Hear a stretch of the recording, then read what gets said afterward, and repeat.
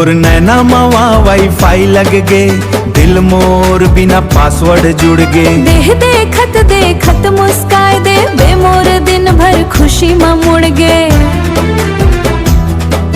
छन बने इतना स्मार्ट बाबू, मयल धीरे धीरे बढ़ा। रोज फोन में मैसेज झनकर, पहली आके दिल्ला पढ़ा। ओ रानी ओ रानी, तोर संग घूमन बाजार, माया के न्यू वर्जन आज। दिल हो गे रे तैयार, दिल हो गे रे तैयार। का सेंट लगात हस रानी, महकात है कहर कहर। मिले बरे आबे वो गोरी, ले चल हूँ गाँव गली शहर। तोर संग घूमहूँ मेला मड़ई, माया के चल ही सफर। का सेंट लगात हस रानी, महकात है कहर कहर।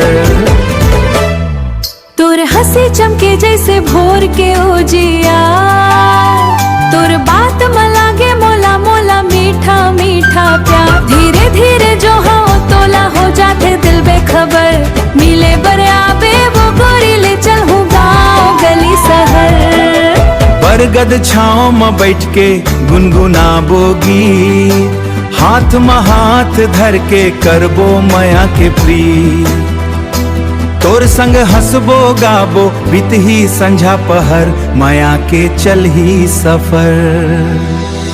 नदी किनारे हवा बहे, तोर संग मन हर्षा।